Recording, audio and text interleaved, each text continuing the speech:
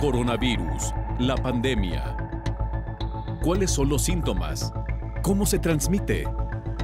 ¿Qué puedo hacer para protegerme y prevenir la propagación de la enfermedad? Nuevo padecimiento que ha encendido las alarmas de los sistemas de salud. Coronavirus, la pandemia. Gracias por acompañarnos en este programa especial de fin de semana, donde hacemos una recapitulación de lo que aquí le hemos presentado a lo largo de los últimos días. Saludamos a quienes nos sintonizan a través de Canal 44, la señal de todos, pero también a quienes nos siguen a través de las televisoras públicas de México y América Latina. Iniciamos con el reporte de nuestra compañera Verónica López, corresponsal de la agencia EFE, y el informe de la Organización Mundial de la Salud. Hola, ¿qué tal? Buenos días, Belén. Buenos días a todo el auditorio de Canal 44. El nuevo coronavirus SARS-CoV-2, responsable de la COVID-19, avanza por todo el planeta y se acerca a los 177 millones de casos. De ellos, 3,8 millones han fallecido. La solución está en la vacunación. En total se han administrado cerca de 2.400 millones de dosis, pero el problema es que no llegan a todos los territorios por igual. En ello trabaja la plataforma COVAX, impulsada por la Organización Mundial de la Salud, y las vacunas poco a poco se van distribuyendo.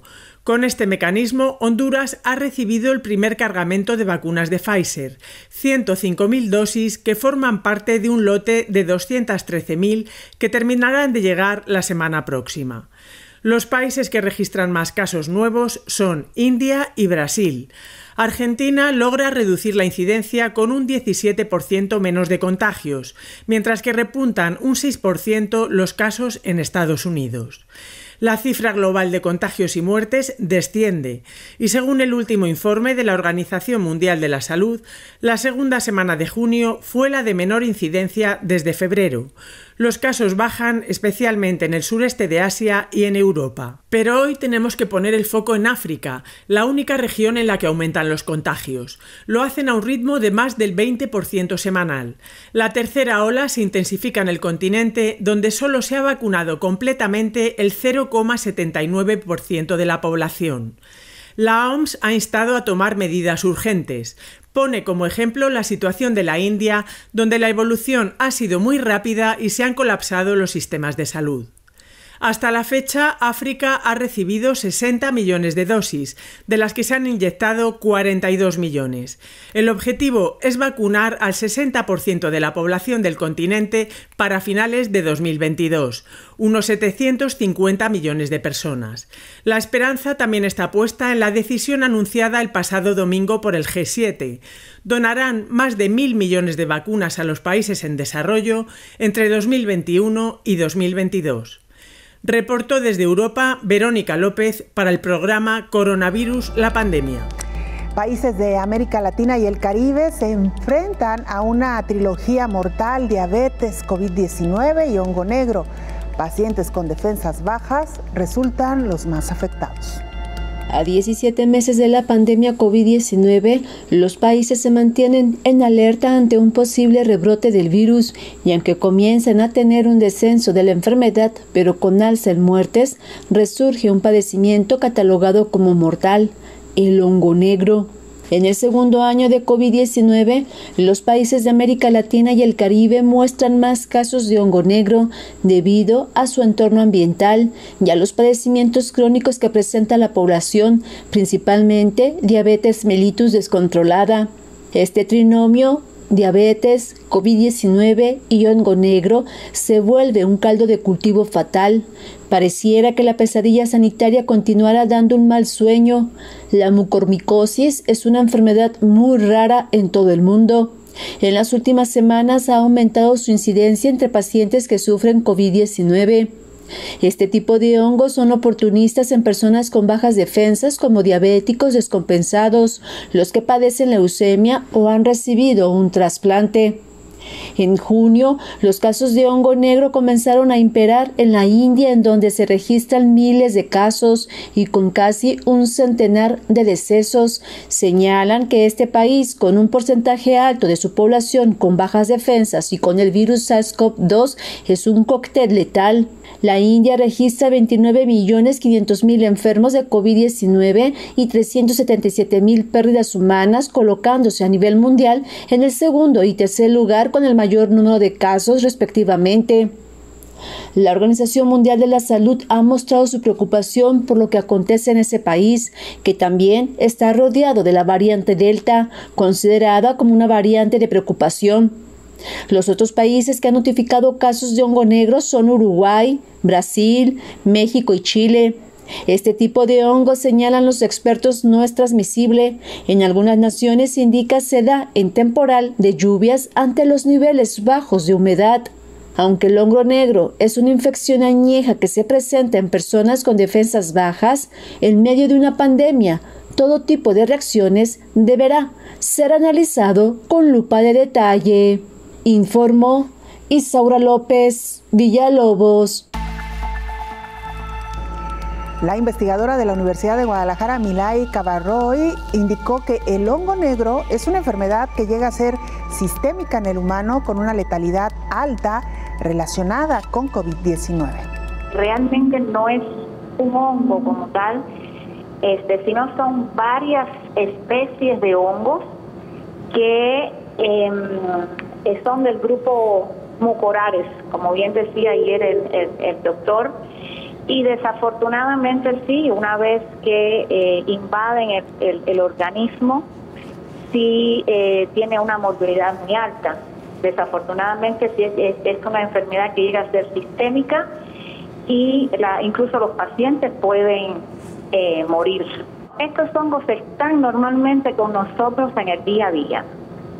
Para que más o menos las personas tengan una noción, el moho del pan, ese moho negro que muchas veces vemos en el pan, es precisamente un hermano, por decirlo de alguna manera, de este tipo de hongos. Estamos hablando de hongos del género Rhizopus, mucor, por ejemplo, el hongo del pan, que es Rhizopus stolonifer, es hermano, más o menos por decirlo, de Rhizopus arizus, que es uno de los hongos que más se han aislado de estos pacientes que han presentado mucormicosis asociadas con el coronavirus. Hay otros géneros, pero bueno, lo que más se ha asociado ha sido este Rhizopus.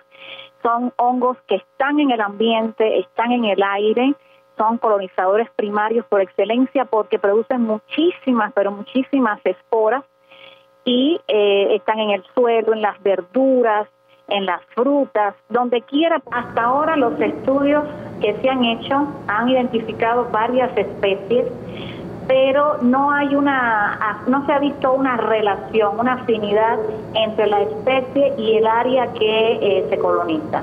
Ahora, ¿qué es lo que sucede con lo que sería mucosa, es decir, la parte de la nariz, los ojos? Es que son las puertas de entrada por excelencia de la mayoría de los organismos. En este caso estamos de las esporas de estos hongos. Una vez que ellos entran, si llegan a esta puerta de entrada, encuentran las condiciones idóneas de humedad, de temperatura, y ya rápidamente comienzan a colonizar. Si llegan si pueden pasar perfectamente a los pulmones, pero ¿cómo decir? Nuestros pulmones tienen como una especie de filtro que va eliminando desde el principio, desde la nariz hasta que llega a los alvéolos y demás, las estructuras que tengan cierto diámetro, ¿no? Entonces como que va decantando. Ahora, también depende de la patogenicidad de cada una de las especies y las características. Por ejemplo, Rhizopus arizus se ha encontrado porque es una de las especies que más se ha aislado. Normalmente en el medio él necesita pH bajo. Así es. Y temperaturas 35, 37. ¿Qué sucede? Que muchas veces, por ejemplo, los pacientes que se han visto ahorita con COVID también están, de los diabéticos están produciendo acetocidosis, es decir, están asociados a la producción de estos cuerpos cetónicos que acidifican precisamente la sangre, y por eso este hongo encuentra un medio propicio para vivir, es decir, para colonizar este tipo de personas. Pero lo que sí es que en la puerta de entrada, es decir, lo que sería mucosa y los ojos también tienen las condiciones ya para que automáticamente llegue. No encuentran un medio de defensa, las defensas están bajas en estos pacientes, y ahí comienzan ya a colonizar. Y muchas veces no dejan ni tan siquiera que llegue a pulmón, porque ya el paciente empieza a tener ciertas patologías, es decir, a desarrollar la enfermedad. Incluso algunos mueren antes de que llegue a colonizar el pulmón. Incluso hay algo fundamental que se ha visto en otros estudios también, que pacientes que no son diabéticos, una vez que pasan la COVID, empiezan a tener episodios de diabéticos, es decir, de control de la glucosa. Algunos estudios dicen que el SARS, es decir, el virus como tal que provoca la enfermedad, que es la COVID, ataca también las células beta, las células que están encargadas de la producción de insulina en el páncreas. Entonces, evidentemente va a haber un descontrol de la glucosa. Entonces, los pacientes, no solo los pacientes que han sido enfermos por COVID, porque la mucormicosis, como bien usted decía, es una enfermedad que siempre ha estado. Lo que pasa es que ahora hay una posibilidad mayor para estos hongos, por así decirlo, de colonizar a las personas, y es por la COVID. Yo creo que lo importante, como bien usted dice, es que hay que controlarse la glucosa en sangre, controlar lo que como. Al ver los primeros síntomas, esto es importante. Si ya yo veo que tengo dolores en la cara, si tengo obstrucción nasal parecida a una sinusitis, si tengo secreciones de pardo oscuro a negro, a correr al hospital, no esperar a ver borroso, porque hay veces que hay pérdida incluso de la visión, problemas ya a nivel del cerebro. Mientras más temprano se logre atender, diagnosticar, yo creo que el diagnóstico temprano es fundamental. Hay que ir a buscar a los especialistas rápido, al médico. Es el llamado que yo le haría a la población en este sentido, no solamente con COVID, vuelvo y repito, mucormicosis en general, porque además de la mucormicosis, la COVID se ha visto en relación también con aspergilosis, con candidiasis también. Entonces, en general, cuando veamos algo sospechoso, hay que ir al médico y controlarse mucho lo que sería la glucosa en estos pacientes, que dicho sea de paso, no solamente son pacientes diabéticos lo que se está reportando, sino también problemas de tabaquismo, los asmáticos, obesidad, hipertensión. Son de los estudios que se han visto. En menor grado hay estos pacientes, pero también se han presentado relacionados con el cáncer. Vamos ahora al Cono Sur. En Chile, los médicos están pidiendo mayores medidas restrictivas ante el aumento de casos de COVID-19. El Colegio de Médicos de Chile reclama que el gobierno endurezca las medidas contra la COVID-19. El país vive un elevado repunte de casos, con una media de 7.000 infectados y 100 muertes al día. Los hospitales se encuentran colapsados y la capital vuelve a estar confinada por tercera vez. La mejor estrategia justamente para los sectores económicos desde nuestra perspectiva y también para la sociedad en general es avanzar en una estrategia de eliminación, cerrar nuestras fronteras y vivir en una estrategia de mucha menor circulación viral que lo que tenemos hasta la actualidad. El gremio propone un cortocircuito epidémico en el que se cierre toda actividad no esencial y que confine a la población por zonas según la incidencia del coronavirus. Además, que si los ciudadanos quieren acceder a las áreas más afectadas, demuestren que tienen la pauta completa de vacunación y que den negativo en un test de COVID con al menos 3 días de antelación. El secretario de Salud ha señalado que el gobierno estudiará la propuesta. Esta propuesta del Colegio Médico la acabamos de recibir, como yo dije en el relato anterior, y la analizaremos en su mérito. Y este cortocircuito que ellos proponen evidentemente que será estudiado en forma detallada. El agravamiento de la situación se produce en paralelo a una exitosa campaña de vacunación. El 60% de la población objetivo ya ha recibido 2 dosis. Hacemos una pausa, es muy breve, regresamos con más.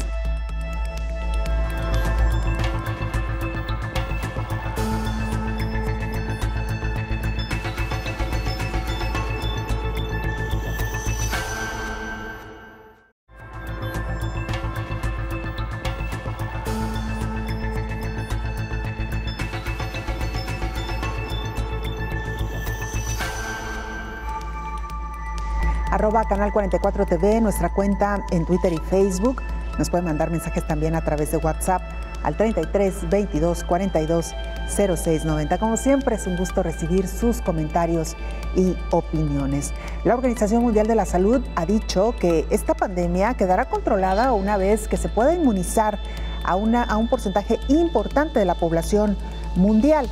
Hay algunos expertos que señalan que se requieren más de 11,000 millones de dosis contra COVID-19 para acabar con esta pandemia. El director general de la Organización Mundial de la Salud, Tedros Adhanom, insistió que el objetivo común para acabar con la pandemia debe ser vacunar al menos al 70% de la población mundial para cuando el G7 se reúna de nuevo en Alemania el año que viene. Y añadió que para llegar a esta meta se requieren 11,000 millones de dosis. Tedros Adhanom y la UNICEF celebraron el anuncio del G7 de donar más de 800 millones de vacunas anti-COVID. Esto es una gran ayuda, pero necesitamos más y las necesitamos más rápido. Más de 10,000 personas están muriendo cada día. Durante esta conferencia de prensa solamente más de 420 personas morirán. Estas comunidades necesitan vacunas y las necesitan ahora, no el año que viene. Tedros Adhanom celebró el apoyo expresado por los países del G7 a la OMS y al acelerador ACT y a la idea de crear un tratado sobre la preparación y la respuesta ante pandemias. El director general de la OMS destacó que hay suficientes dosis de vacunas en todo el mundo para reducir la transmisión de la enfermedad, pero que es necesario usarlas en los lugares adecuados para las personas adecuadas, priorizando al personal sanitario y a las personas en riesgo. El director de emergencias de la OMS, Michael Ryan, usaba una comparativa para aclarar lo que supone esa cantidad. Hay que recordar que en 2020 gastamos casi $2 billones en defensa en el mundo. Los 16,000 millones son menos del 1% del gasto militar anual en todo el mundo. Verdaderamente podemos permitirnos esa cantidad para salvar vidas y acabar con la pandemia. Tedros Adhanom señaló que aunque el número de nuevos casos de COVID-19 descendió por 7ª semana consecutiva, que aunque los números de casos semanales sean los más bajos desde febrero, los números de muertes no disminuyen a la misma velocidad, ya que fueron similares a los de la semana anterior, informó Rocío López Fonseca. El infectólogo Héctor Raúl Pérez Gómez indica que hay pacientes conectados a un ventilador y son los que tienen mayor riesgo de tener infecciones por hongos, afectando principalmente a los pulmones. Esta semana, por cierto, le recordamos, dedicamos 2 de nuestros programas a hablar sobre el llamado hongo negro o mucormicosis por hongos que se ha detectado a propósito de pacientes que enfermaron de manera grave de COVID-19, principalmente los que son diabéticos, que han contraído este hongo causando enfermedad seria. En el caso de pacientes con COVID y que tienen infecciones asociadas, hablamos extensamente ayer y en este segmento reciente de mucormicosis, a la cual han llamado hongo negro, pero también hay otros hongos que pueden causar infección secundaria en pacientes con COVID. En particular, 2 nos preocupan habitualmente en los pacientes hospitalizados, graves o críticos, que están conectados a un ventilador mecánico y que reciben, por ejemplo, corticosteroides, dexametasona, metilprednisolona, etc. Y me refiero a un hongo llamado Cándida. Hay varias subespecies, como el caso de Cándida albicans, Cándida tropicalis, Cándida krusei, etc. Cándida, como un género es un hongo que infecta a pacientes graves conectados a ventilador, y otro hongo llamado Aspergillus. Aspergillus en pacientes con COVID, de hecho, es posible que haya sido el hongo que con mayor frecuencia genera infección pulmonar en pacientes con COVID que han estado intubados durante varios días recibiendo ventilación mecánica asistida. Son patologías graves, muy graves, son patologías que pueden ser sistémicas, pero habitualmente son pulmonares en estos pacientes en específico. Y también el mensaje es que mientras mayor control un paciente tiene de sus enfermedades preexistentes, también menor riesgo hay de que ocurran estas complicaciones.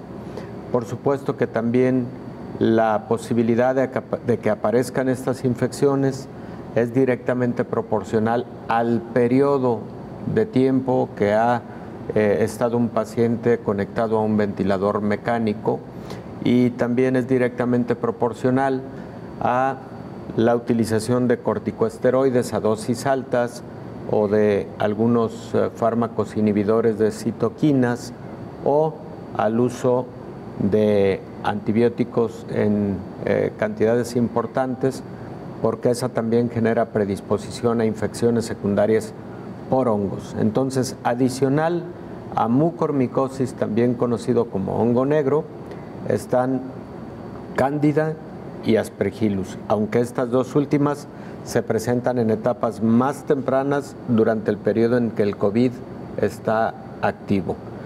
La mucormicosis se ha reportado más en pacientes que incluso ya estaban en fase de convalecencia por COVID. Esa es una última diferencia. El mensaje, en conclusión, es: si usted tiene alguna enfermedad preexistente, contrólela muy bien. Eso le va a reducir el riesgo para desarrollar COVID, y también le va a reducir el riesgo de que ese COVID sea un COVID grave. No se lo deje todo a las vacunas. Las vacunas son muy importantes, pero también importante es los estilos de vida saludables, adecuada alimentación, fármacos para controlar sus enfermedades preexistentes y detección oportuna de cualquiera de estas enfermedades. Ejercicio también, doctor. Actividad física, por supuesto. Estilos de vida saludables, nutrición, actividad física. Es muy importante que aprendamos de las experiencias que han vivido otros países, que ya incluso habiendo alcanzado porcentajes más altos de vacunación, algunos de ellos incluso por arriba del 50% de su población vacunada, han tenido rebrotes que han llevado a la necesidad de dar marcha atrás a la reapertura económica, a la reapertura de actividades escolares, a la reapertura de actividades sociales, recreativas, etcétera, etcétera. Entonces, sí, nos excedemos en ocasiones en confianza cuando vamos observando que avanza la vacunación. Qué bueno que avance la vacunación. De hecho, México aceleró el paso en la vacunación en los últimos, 45 días. Qué bueno, pero todavía podemos decir que el porcentaje de vacunación en el país como esquemas completos está en el orden del 25%, Belén, no más. Para hablar de una inmunidad colectiva y de poder tener más tranquilidad por motivo de una vacunación extensa en una población, lo ha dicho el director de la Organización Mundial de la Salud, lo han dicho diversos estudios en el mundo, se requiere 80% de la población vacunada o el 80% con presencia de inmunidad, ya sea a través de la vacunación o por el antecedente de infección, preferiblemente por vacunación. Recordemos que la infección genera riesgo de muerte. Vamos ahora a Cuba para conocer cómo avanza este país en cuanto al desarrollo de sus propios biológicos y el control de la pandemia. Una de cal y otra de arena en la lucha de Cuba contra la pandemia. La nota positiva la pone el inicio de los ensayos en niños y adolescentes de 2 de las 5 vacunas contra la COVID-19 que está desarrollando el país, la Soberana 2 y la Soberana Plus. 350 menores participan en las pruebas, determinantes como las anteriores, para su aprobación por parte de las autoridades sanitarias. Sin embargo, el avance en el desarrollo de las vacunas tiene como sombrío telón de fondo el retroceso en el control de la enfermedad. Cuba ha registrado este martes 1.537 nuevos contagios, el mayor número de casos diarios desde que comenzó la pandemia. También ha registrado 8 fallecimientos, elevando el total a 1.106 muertes por COVID-19. Al menos 2 de las vacunas Made in Cuba podrían ser aprobadas como tales este mismo verano. De Cuba nos vamos a Turquía. Ahí los médicos luchan contra COVID-19 y contra la desinformación. A unos 2.000 metros de altitud en las montañas del este de Turquía se encuentra la aldea de Altindere. Apenas tiene algunos centenares de habitantes y una sola calle. Zeynep Eralp se encarga de la campaña de vacunación contra el coronavirus. La doctora y su equipo vienen al pueblo a menudo. Sus visitas a domicilio, por lo regular, requieren alguna escalada, aunque ya casi se han acostumbrado. En Altindere no se ha registrado un solo caso de coronavirus desde hace meses.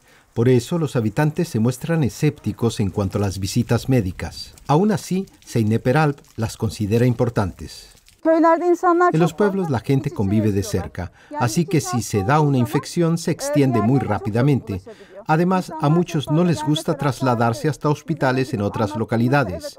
Por eso tenemos que venir nosotros. Ali Keser está recibiendo la segunda dosis de la vacuna. Cuando el equipo médico lo visitó por primera vez, hace unas semanas, casi los echó de su casa. Al principio tenía miedo. En la aldea algunos decían que los médicos vienen a matar a las personas mayores, que los ancianos se están muriendo debido a las vacunas.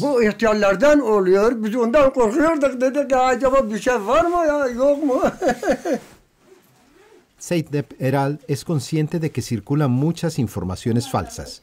Ella y su equipo les cuentan a los pacientes que ellos mismos se han vacunado, también sus abuelos. Un argumento que no convence a todos, pero sí a Ali Keser. Apenas lo he sentido, no me ha dolido nada, menos que una picadura de abeja.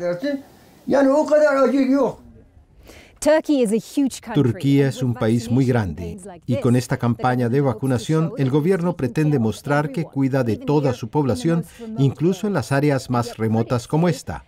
No obstante, algunos critican que la campaña de vacunación no está yendo tan bien como lo pintan las autoridades. Hace poco el gobierno turco relajó las estrictas medidas contra el coronavirus. Los restaurantes abrieron de nuevo y la gente empezó a salir, también en ciudades de riesgo como Estambul.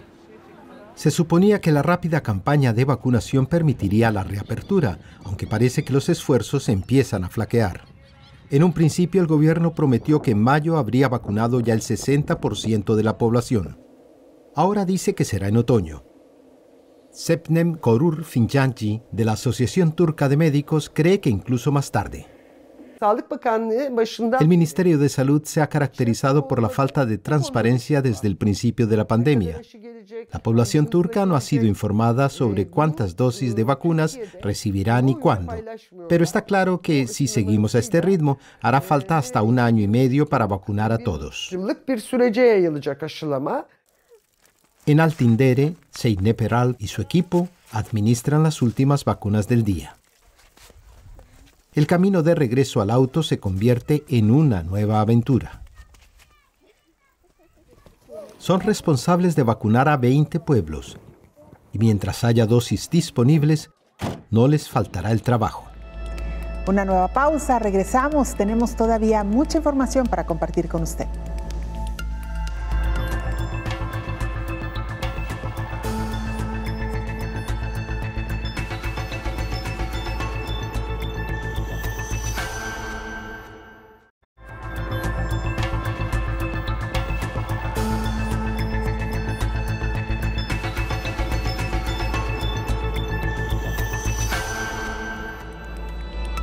Desde el inicio de la pandemia se rumoraba que los primeros casos de COVID-19 se habían registrado en América Latina, incluso en el año 2019. Estados Unidos ha hecho una investigación a fondo y confirma que sí, que efectivamente hubo casos de COVID-19 desde finales del 2019.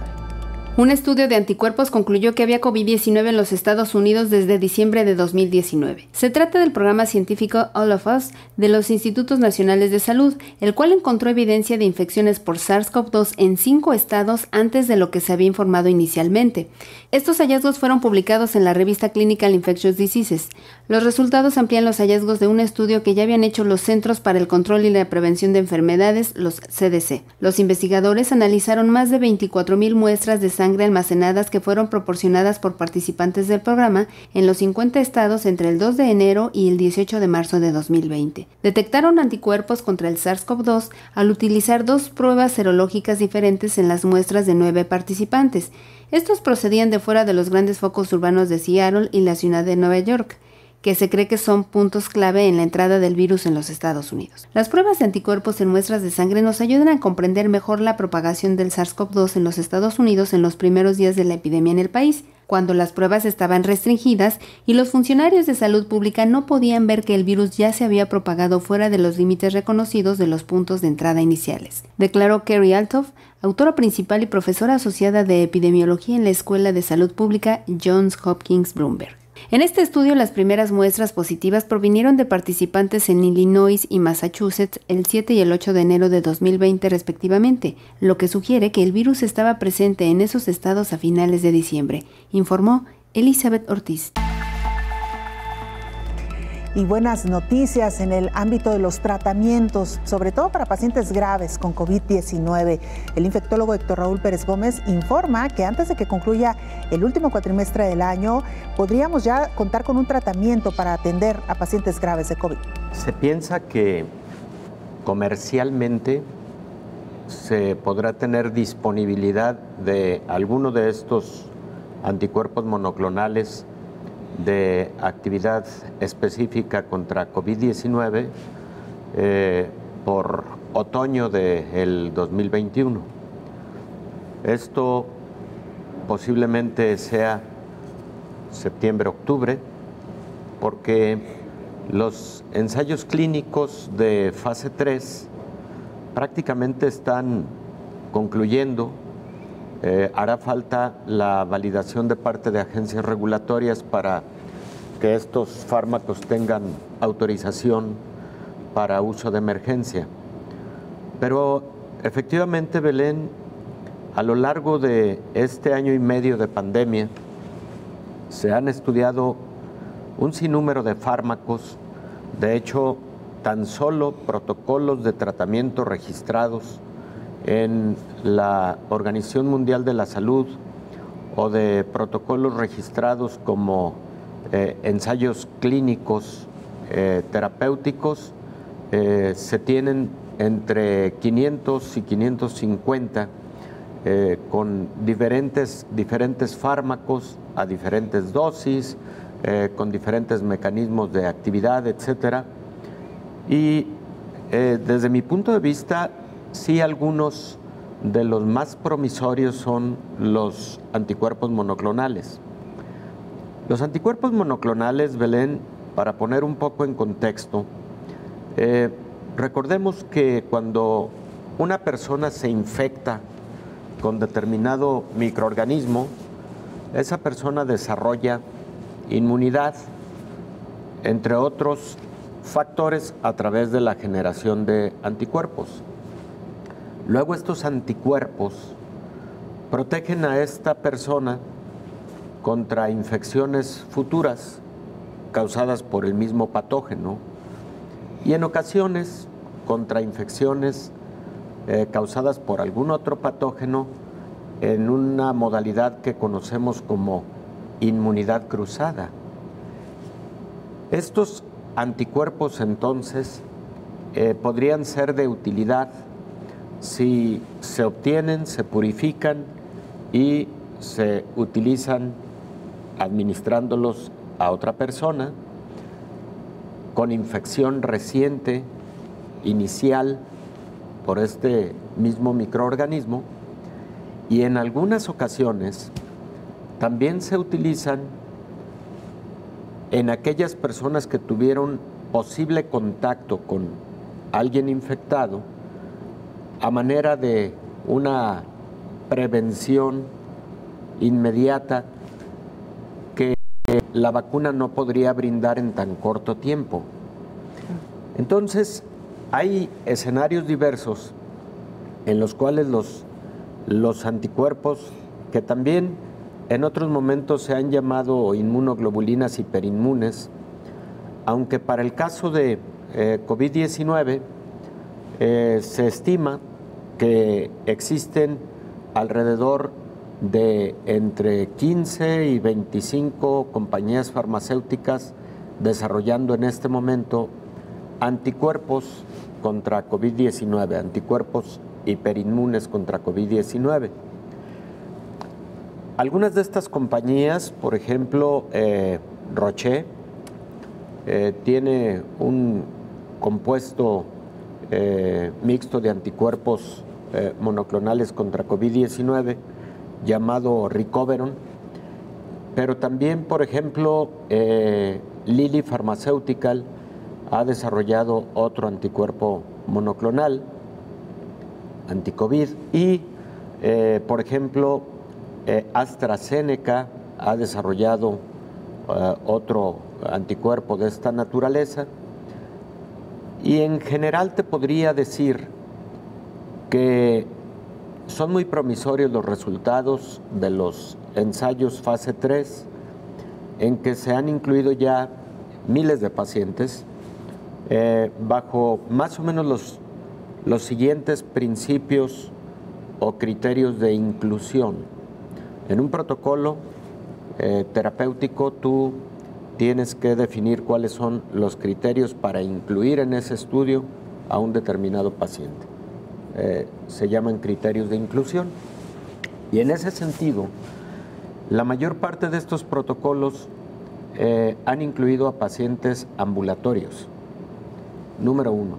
Número 2, a pacientes no leves, no con pocos síntomas de la enfermedad, sino a pacientes que están en un punto intermedio, digamos, con enfermedad moderada, no leve, pero sí moderada, con riesgo de progresión a gravedad.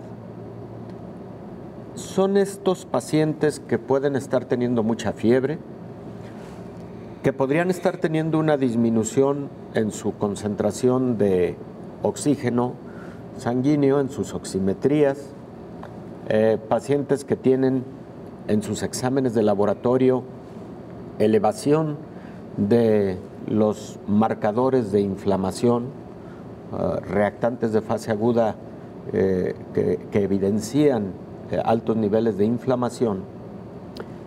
Y en estos protocolos clínicos, digamos, luego los objetivos del protocolo y las metas de protocolo son disminuir el riesgo de hospitalización, disminuir el riesgo de evolución a la gravedad y, por supuesto, disminuir el riesgo de muerte.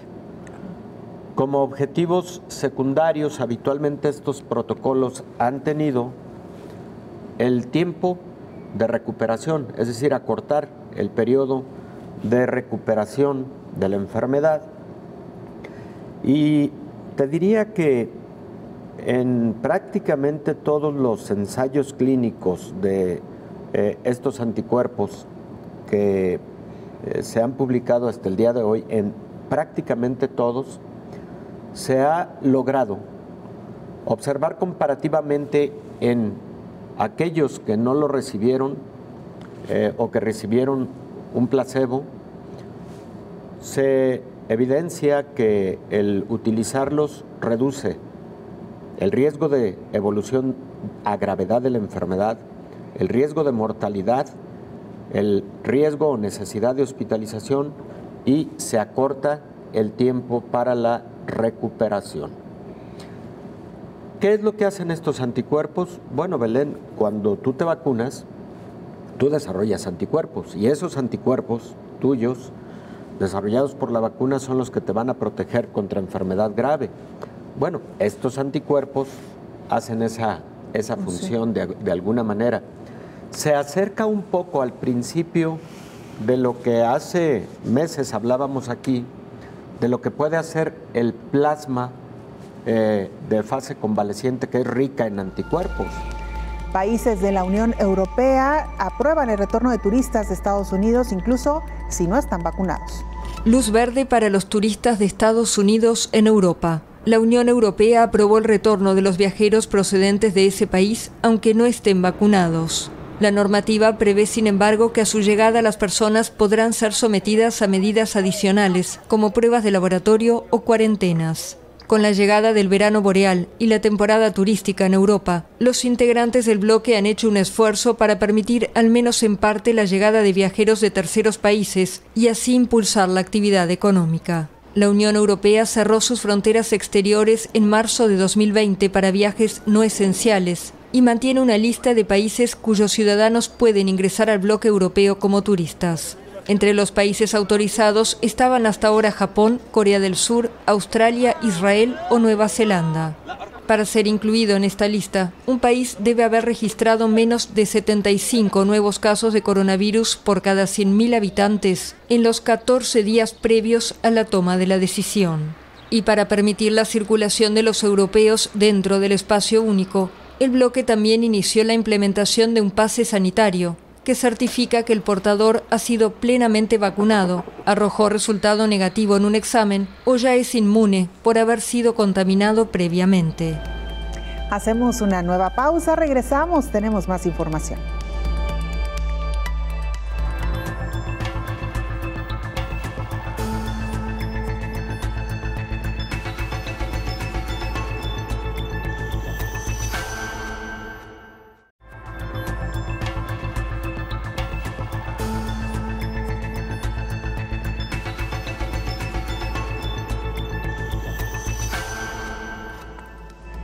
Esta semana hablamos también de enfermedades transmitidas por vector, enfermedades infecciosas y miren, no hay que perder de vista enfermedades como el dengue que continúan avanzando en el mundo. Por lo pronto, la Organización Panamericana de la Salud ha recibido el reporte de varios países que en total suman ya 5.681 casos de dengue.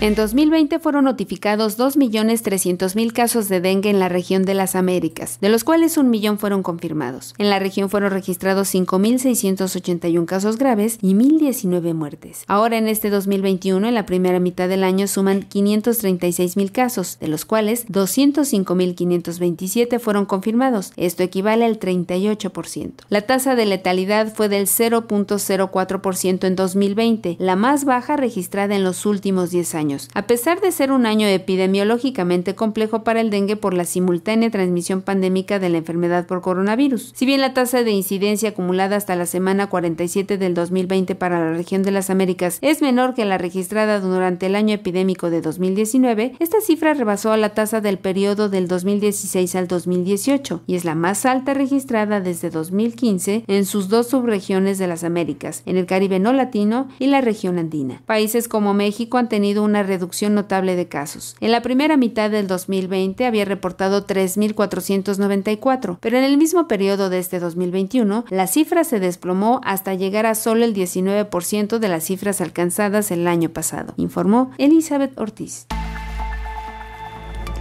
Esta semana también repasamos el comunicado conjunto que emitió la Organización Mundial de la Salud junto con otras organizaciones expertas en la vigilancia de las vacunas y fue precisamente el infectólogo Héctor Raúl Pérez Gómez quien nos ayudó a revisar parte de este informe, particularmente porque se refiere a la seguridad de las vacunas que hoy se están aplicando en el mundo.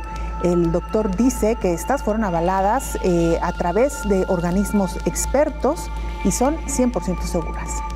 A nivel mundial ya se han aplicado alrededor de 1.700 millones de dosis de vacunas en todo el mundo, pero para cuando fueron autorizadas para uso masivo ya habían transcurrido varios meses de estudios clínicos de fase 3 y efectivamente, tú lo dices con mucha puntualidad, en el momento en que las agencias regulatorias autorizan ese uso, ya se percataron de la seguridad y eficacia del biológico. La eficacia puede tener variaciones entre uno y otro en cuanto a que algunas tienen 94% de eficacia para enfermedad grave, para proteger contra enfermedad grave de COVID-19, y algunas otras ofrecen una eficacia que está en el orden del 90-91%. Es normal que existan esas diferencias porcentuales en la eficacia de una vacuna o de un fármaco, sobre todo teniendo en consideración que son vacunas nuevas.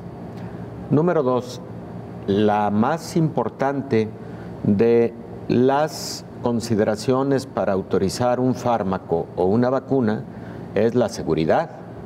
Hay un principio fundamental en medicina que es prime non nocere, primero no hacer daño. Es un principio hipocrático o probablemente incluso de tiempo antes de haberlo pronunciado Hipócrates. El principio de la seguridad en el caso de las vacunas es la evaluación de los eventos adversos y también de los eventos adversos graves. En cuanto a los eventos adversos no graves, todas las vacunas generan habitualmente, incluso las vacunas tradicionales, algunos síntomas que se pueden presentar entre las 24 y 48 horas después de su aplicación. Dolor en el sitio de la inyección, un poco de fiebre, dolores musculares, articulares, etc. Y las vacunas tradicionales también pueden tener efectos secundarios o eventos adversos graves. Estos eventos adversos graves son los que ponen en peligro la vida y son eventos en los que también está protocolizado cómo actuar de manera inmediata para evitar un desenlace fatal, por ejemplo.